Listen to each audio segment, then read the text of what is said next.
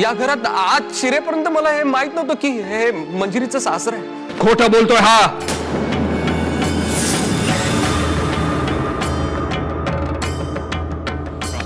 खोटं बोलतोयस तू. मगाशी त्या मित्रासमोर जे गरळ ओकत होतास ते बोल ना. ते स्वतःच्या कानाने ऐकलंय मी.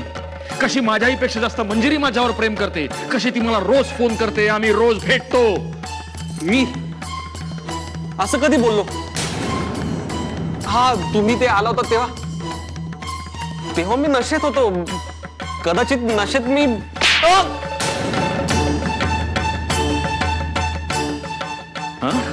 उतरली तुझी नशा. साहेब अहो, एका अपंगाला मारून तुम्हाला काय मिळतं मला खरंच अजून काही कळत नाहीये. मंजिरी अगं काय चाललंय हे? एक तर तुझ्या पायी मी कितीतरी सोचलंय. तुझ्या वडिलांनी मला कायमचं अपंग केलं तर केलं. आता तुझा नवरा सुद्धा माझ्या जीवावर उठलाय. अरे मी जगतोय ना माझं, मला जगू दे ना. तू जोपर्यंत खरं सांगत नाहीस तोपर्यंत मी तुला जगूही देणार नाही आणि मरूही देणार नाही.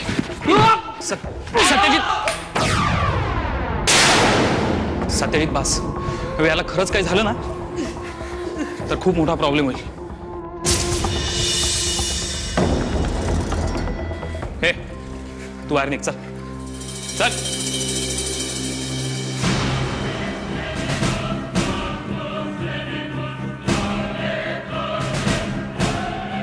सत्यजित थांब. सोड सत्यजित. मला व्यंग सोड. मला व्यंग. तू जर मध्ये आलास ना तर तुझा पण जीव घेईन मी. ठीक आहे, तुझ्या डोक्यातला जर राग शांत होणार असेल ना तर घे, आमच्या सगळ्यांचा जीव घे. सत्यजित हे बघ, तुला जर हवं असेल तर त्या मुलाशी मी बोलतो.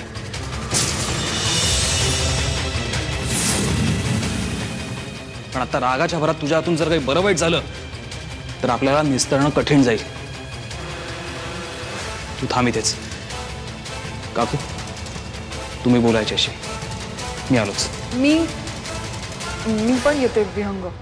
नाही नको, गरज नाही त्याची.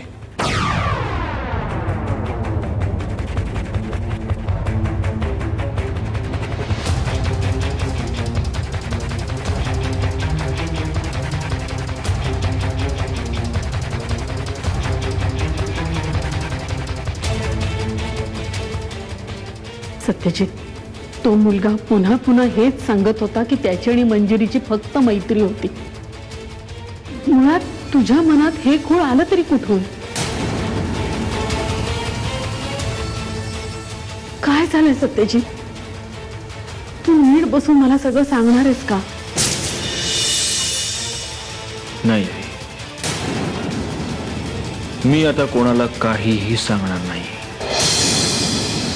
आता मी फक्त ऐकणार.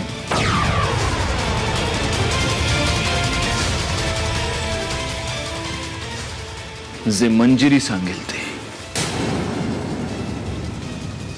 आपलं लग्न ठरण्याआधी मी तुला एक प्रश्न विचारला होता.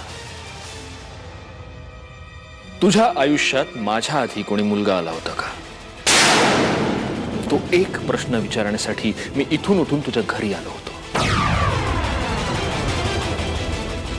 तो प्रश्न विचारणं माझ्यासाठी का आणि किती महत्वाचं आहे हेही मी तुला सांगितलं होतं.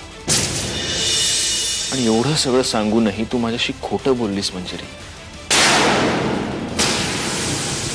माझी फसवणूक केलीस. मी तुमची कुठली फसवणूक केलेली नाहीये. प्लीज एकदा माझ्यावर विश्वास ठेवा. तुझ्यावर विश्वास ठेवणं म्हणजे चोराच्या हातात तिजोरीच्या चाव्या देण्यासारखं आहे. तो मूर्खपणा मी केला आणि त्याची फळं भोगतोय मी आता. बस सत्यजित, बस.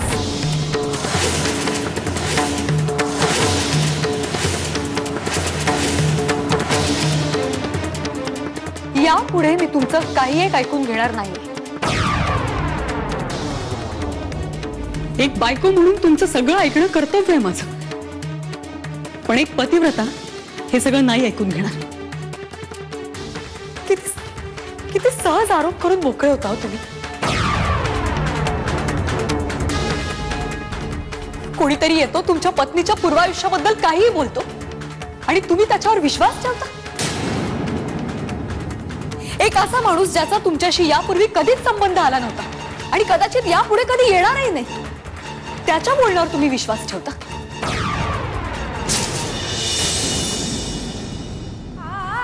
एक असा माणूस ज्याचा काहीच आगापिछा नाही, तो येतो, तुमच्या पत्नीच्या चारित्र्यावर शिंतोडे उडवतो आणि त्याच्या शब्दावर तुम्ही विश्वास ठेवता का? कारण त्याच्या शब्दावर तुमचा पूर्ण विश्वास आहे, पण तुमच्या पत्नीच्या शब्दावर तुमचा विश्वास नाही, जिने फक्त तुमच्यावर विश्वास ठेवून आपलं घर, आपली नाती, आपली आई वडील सगळे बाजूला टाकून तुमच्या घराला, तुमच्या संसाराला आपलं मानलं, तिच्या शब्दावर तुमचा विश्वास नाही. खरं आहे सत्यजित, एकाच आयुष्यात आपली ओळख पुसून एक नवीन ओळख, एक नवीन आयुष्य सुरू करणं काय असतं हे तुम्हाला नाही कळलं. आपल्या हक्काच्या घराला परक म्हणताना काय वाटतं हे तुम्हाला नाही कळणार.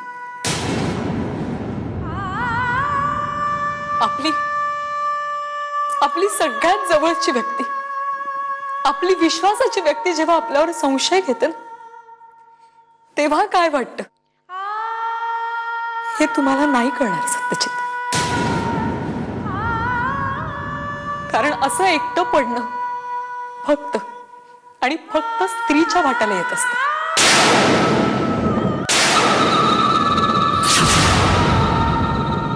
लग्नापूर्वी वडिलांचा धाक आणि लग्नानंतर नवऱ्याची भीती.